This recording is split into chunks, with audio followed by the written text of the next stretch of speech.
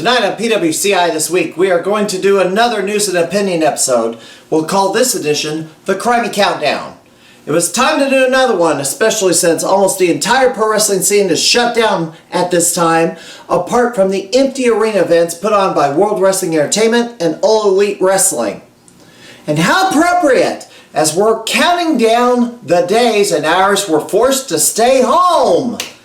Before I go any further, let me state, since I have this platform available to speak out about the current situation, I am going to utilize it. And the usual disclaimer, the views expressed by the Mad Conservative Crime Fighter are solely my own and do not necessarily reflect the views of friends, family, employers, wrestlers, or any pro wrestling organization. If someone told me a year ago WrestleMania was going to be held without fans in attendance inside the Performance Center, I would have thought it was a lame April Fool's joke. But despite it being April Fool's Day, sadly, it's very real. Since all the news channels have been wall-to-wall discussion of COVID-19 and all the sports channels are having to replay games and events from years past, the only new original programming is the very obscure sporting events that you most likely would have only been able to view on YouTube. ESPN even resorted to playing past WrestleManias, the first time since 1994 that they aired pro wrestling on the flagship sports network. Quick trivia question, which wrestling promotion was it? Was it A, American Wrestling Association, B, Global Wrestling Federation, C, United States Wrestling Association, or D, World Class Championship Wrestling? We'll have the answer towards the end of this program. As you know from a previous editorial comment, I am not at all a fan of the government's actions in dealing with the COVID-19 virus. I still believe the actions of governors and mayors have been tantamount to dropping an atomic bomb on a house just to kill a spider. I am also feeling like I'm arguing from the minority side against this, but that comes with the territory, especially when someone asks if I'm considered seeing a psychologist or a psychiatrist. I would rather be correct and alone than be in a crowd of the ignorant. I'll be expressing a different point of view on this program than what you'll typically get from the major networks. So let's press on. At this time, most people have been ordered to stay home for weeks in a bid to supposedly slow or stop the infection rate because they believe the medical system does not have the capacity to treat so many patients. As I previously stated, the swine flu, aka H1N1, back in 2009 in the United States infected 60 million people, nearly 275,000 hospitalized, and over 12,000 people died. Those numbers were tabulated by the Centers of Disease Control. As of the date of this recording, up on the screen is the COVID-19 confirmed cases and the fatalities from it. The seasonal flu, according to the CDC this year, estimate 300 to 500,000 people required hospitalization, with 20 to 40,000 deaths in the United States. Critics of this argument claim the mortality rate for flu is a very small fraction of percent, thus locking down cities or states is not necessary. But they also state, look at Italy, 10% of the infected are dropping dead and thus a total lockdown of the country must be done. And researchers from the University of Washington predict 81,000 will die from now to June in this country from this particular virus. However, in the United States, an average thus far of 1.5% of those infected have died from the illness. For many, the effects of COVID-19 are no worse than that of the common cold. It is a much greater threat to the elderly and those with pre-existing medical conditions. Italy's problem is their population is older. They were an open country with little restriction on people going in and out, especially tourists from China. Donald Trump was the first to enact a travel ban against China for 30 days, and he got a ton of flack for it. Now, speaking of China, they want you to believe that they are over COVID-19 and life has returned to normal. Don't believe it. They lied to the world, tried to cover it up, and got the World Health Organization to parrot their talking points, downplaying the danger with the virus. Someone challenged me, saying, "You don't believe WHO?" Yeah, you darn right I don't believe them. This lie cost trillions of dollars and men's lives ruined. The president or CEO or whatever the heck his title is that runs the WHO has a very checkered past where he's been accused of covering up cholera epidemics, participated in a terrorist organization known as the Tigray People's Liberation Front, and lied about conquering malaria and HIV. So why in the face of the numbers are governors and mayors ordering lockdowns and confining people to their houses? They believe the disease is 3 times more contagious than the flu, causes severe, irreversible lung damage, and the healthcare system cannot handle the number of sick people. It's so bad, they say, hospitals are considering a universal do not resuscitate order for coronavirus patients. So how could they have handled the number of people with swine flu in which action was only taken after 1,000 people died from it? I'm going to be very provocative here. They're making an implicit admission that Obamacare did major damage to the healthcare industry, where many doctors were forced to retire, hospitals were put out of business, and fewer people entered the healthcare industry as a career choice. That is the only theory I could come up with to explain this. As you probably know, public gatherings have largely been banned, where no more than 10 people can be in one place and individuals are supposed to stand 6 feet apart.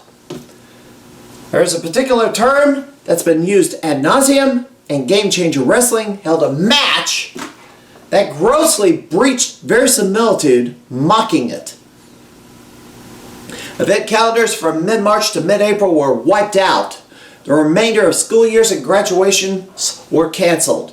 Legal challenges to such orders have been made, but courts so far have shot those down.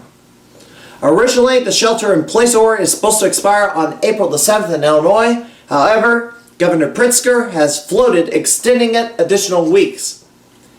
It is considered doubtful that the ban on public gatherings will be lifted at the same time. In Missouri, the shelter-in-place order extends to sometime during the last week of April. The Greene County Medical Society of Missouri wants people to be confined to their homes for 3 months. Half the U.S. population is under a lockdown order, while 1/2 of the world population is locked down. The world's best-known whistleblower, Edward Snowden, is sounding the alarm of biosurveillance, where governments tracking social media posts and phone location data to help enforce orders as heat maps were posted showing all the movement throughout the country. Chicago is fighting and even jailing people who steps outside of their houses. Good luck getting reelected on that, Lori Lightfoot, even in the bluer than midnight city of Chicago. Crimey! She's doing what's right! Would you rather see more people get sick than be healthy? That sounds like a false choice. Surrender your civil liberties and autonomy plus your livelihoods. Quarantine the Constitution. Strip our First, Second, Fourth, and Fifth Amendment rights out of fear of you getting sick. At that point, the cure is worse than the disease itself. And then there's the issue of where the government cannot just keep printing money to reimburse the whole country for what they've lost. At some point, the money becomes not worth the paper it's printing on. It's not unthinkable. My own father has been a missionary to a country that printed $50 and $100 trillion bills after their economy collapsed. That country is Zimbabwe. Now there's chatter from Harvard researchers, even after this current round of confinements, we'll have to do this again in 6 months and every 6 months. People are not going to stand for this. There will be a price to pay on mental health because cabin fever is a real thing. It may exceed the damage the virus does to physical health. And now you know why some local elected leaders are trying to ban gun sales. They are afraid of an armed rebellion forming against authority in response to what many feel is politicians taking advantage of a public health crisis to seize more power. No wonder Trump's approval numbers are rising into the 60s for the first time, as he knows this is not sustainable. While New York Governor Andrew Cuomo, surprisingly, is beginning to second guess whether keeping everyone at home was the best idea. And his state has the most confirmed cases in the country. Something I keep hearing is, we'll get through this together. Yeah. What exactly will things look like on the other side of this? What kind of country are we going to have after this? You need to start thinking about the answer to that question. What will have to be done is allow the building of herd immunity. This is defined as indirect protection from infectious disease, where a large percentage of a population becomes immune to an infection through prior infections or vaccination. This has the effect of disrupting the chains of infection, where a large portion of individuals possess immunity, slowing the spread of the disease, where the probability of non-immune individuals coming in contact of an infectious individual is smaller. When herd immunity is established and maintained in a population for a sufficient time, the disease is inevitably eliminated. No more epidemic transmissions occur, and it's possible to achieve eradication. But we're quite a ways off from that. When the stay-at-home order is finally lifted, the public gathering ban may stay in place a bit longer. Further out in time, I have seen major events that were scheduled as far out as July or August being called off due to the uncertainty. All Elite Wrestling will be doing empty arena television tapings all the way to June. Promoters who have events scheduled just after the end of the shelter-in-place expiration are debating whether to cancel shows right away or wait until the week of to make a decision. Some cannot afford to wait, as some of these events feature celebrity wrestling personalities and cost a lot more money. Travel and lodging expenses and scheduling must be considered, as you cannot just decide to postpone the week of the event. You have to make a commitment sooner than that for some of these folks who are flying in from out of state. There's other factors to weigh. Is the general public willing to come out to an event presently conditioned to be afraid of getting an infection? Many have lost their jobs due to the shutdown, thus are less likely to shell out money for entertainment until their personal economic situation is stabilized. At this point in the program, we would pause for a break to take a look at the weekend schedule. But everything has been canceled weeks out from here. The impact of the shutdown on the local scene is coming up. This is the Crimey Countdown on PWCI this week.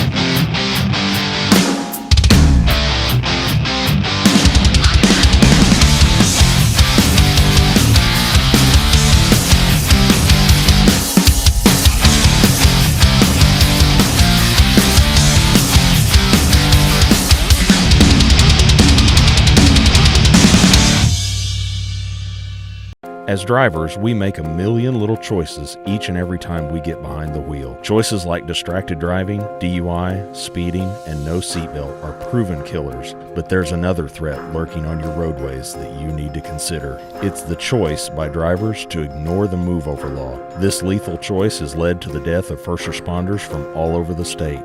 Men and women sworn to serve and protect you, the people of Illinois. Slow down, move over. It's the law.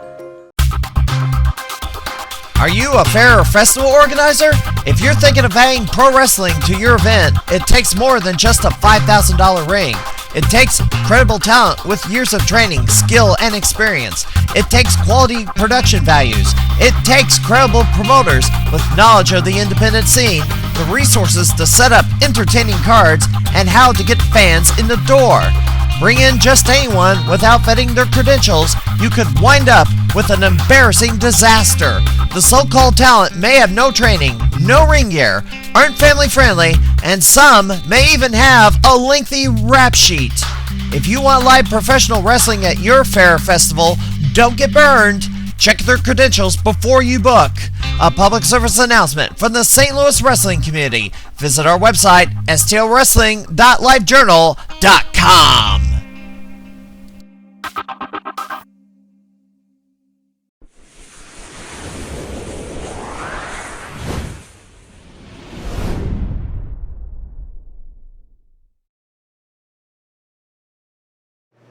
As you know, we've shouted from the mountaintops about getting credentialed training before wrestling on shows, as there's been a number of people out there who went the route of becoming a wrestler the self-taught way, which does not give you all the mechanics and nuances involved to maintain a level of verisimilitude with the audience. Today, however, I'm zeroing in on people who started training but didn't finish, but are getting booked on shows anyway. Not gonna name names, but if you think I'm talking about you, you're probably right. Recently, there's been talent appearing on shows that trained part-way, as they didn't complete their training, or were deemed by their trainers as graduated. From there were claims about being ready to wrestle, but once someone attempted to verify the claims, they were told they didn't finish. One promoter warned several others they weren't ring ready, but a funny thing happened. Those other promoters either believed falsehood, didn't listen, or didn't care and booked them. Anyway, my question is to those particular promoters. What kind of message are you sending to wrestlers in training? Yes, I'm asking you. What message are you sending to people who train part-way, have been less than candid about the progress, and you put them in the ring on shows? Why have you stopped caring about finishing training? This is the message that I see you sending to these folks. They can take major shortcuts. As long as they can do a short passable match, they have no motivation whatsoever to finish training. And get away with it! At least until they badly hurt themselves or hurt someone else because they do something they don't know how to do or something they haven't mastered. Or perhaps the fully trained talent confronts you in the locker room and chews you out in front of all the boys.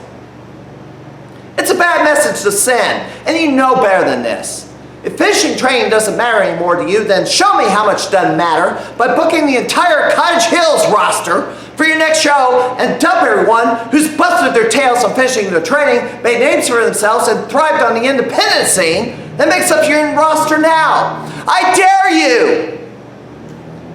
For the last year or two, wrestling training in Central Illinois was non-existent. You had to go to St. Louis, Chicago area, or Central Illinois to IW Unlimited or Strike Pro to get credentialed training. Pinfall Academy, run by Pinfall Wrestling Association, recently reopened in Springfield at the old Black Sheep Cafe, location at the start of 2020 after closing its previous location in Auburn back in March 2018. Several people have inquired about training right after it closed. Few of those folks did go to St. Louis to enroll in one of the 4 schools down there.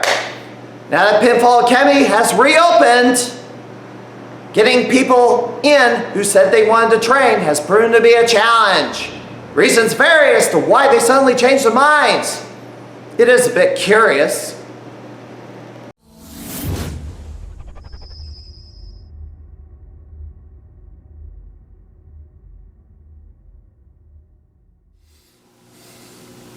AEW superstars Cody Rhodes and Chris Jericho, in conjunction with Pro Wrestling Tees, based in Chicago, have put out special shirts where proceeds go to help support those affected by the outbreak to the WHO COVID-19 Response Fund and the United Way COVID-19 Family Support Fund.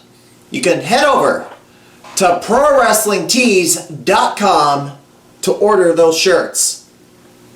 The National Wrestling Alliance and Ring of Honor has suspended all tapings and live events until June the 1st. Ring of Honor will continue to air new episodes of its weekly program on Sinclair broadcast stations. The promoter of Powerhouse Wrestling Extreme is wanting to do shows without fans on his property to keep storylines going. No payday, but we'll have a barbecue after the matches. I'm quite sure that is not going to fly. Now, I'll tell you, some promotions have done a live stream where they did matches for the home audience, like a fundraiser for virus victims. That's fine. However, I'm sure the authorities would break up the party as soon as they catch wind of it. WrestleMania is this weekend and looking to be a big mess as multiple wrestlers were pulled from the event due to illness or failed health checks. Roman Reigns bowed out voluntarily as he is a leukemia survivor, but is more vulnerable to catching a disease due to a weakened immune system. Goldberg's opponent, you probably have heard who that would be. I'm not going to spoil it. He did not want to risk his health as he has a family to think about. As a result, multiple changes were made to the lineup as they rushed to complete tapings before stricter lockdown orders went into effect in Florida.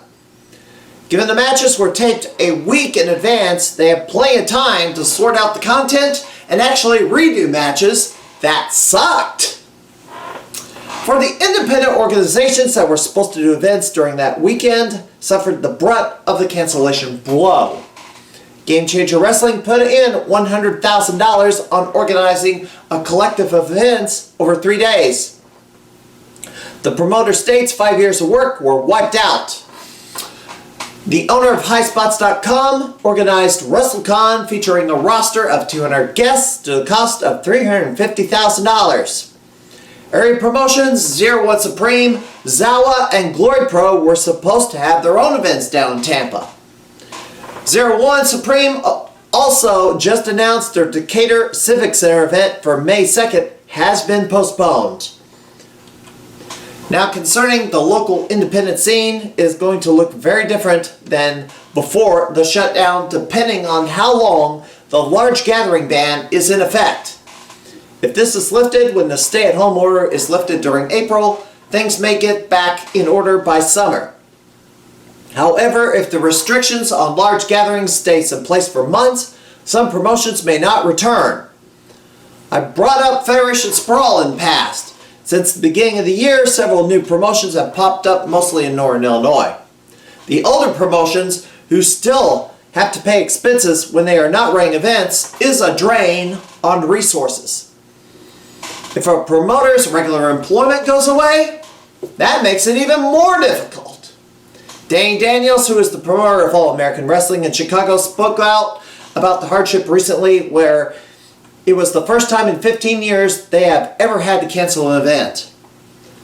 To put on an AEW show, it cost $10,000 to $15,000 due to the high payroll, whereas mostly fly-in or high-end drive-in talent with few locals.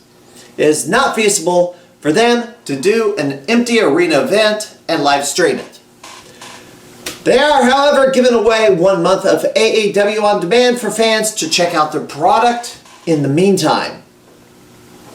As for the wrestlers themselves, many wrestlers have the sport as their full-time career. Those aren't signed to one of the major promotions, work the independent scene, and sell merchandise to make a living. With the shutdown, they cannot wrestle for a payday. They can only sell merchandise. And they will have to find short-term employment in the face of unemployment skyrocketing with many workers laid off or furloughed. Few wrestlers have taken an opportunity to call it a career, like Mike Masters of Stride Pro and St. Louis's Ace Hawkins. For those waiting to step back into the ring again, one positive. This downtime will help some folks who are still wrestling and working around injuries to heal and rehab. We have a poll question up on our STLWC website. When do you believe the large gathering ban will be lifted for wrestling events to run again? Pick the date you believe it will happen by. So far, a majority are saying later rather than sooner. We will have the results on this program in just 2 weeks. I was recently asked by someone why they were credited as a cameraman on previous episodes of this program without actually using a camera. While you've heard of books and songs written by ghostwriters, I am simply crediting someone at the arenas as a ghost cameraman.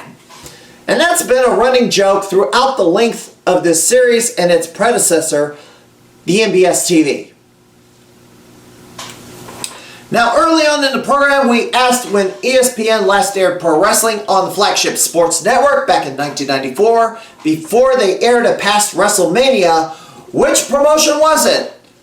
Was it All American Wrestling, Global Wrestling Federation, United States Wrestling Association, or World Class Championship Wrestling? The correct answer is Global Wrestling Federation, which ran out of Dallas, Texas, and gave us such superstars as Booker T, X-Pac, The Patriot, Buff Bagwell, Raven, and JBL. And that'll do it for the Crimey Countdown on PWCI this week. Updates will continue to be posted on the St. Louis wrestling community at STL Wrestling, thelivejournal.com. Until next time, the spin makes me dizzy. We are definitely all in this together. Hang tough, everybody.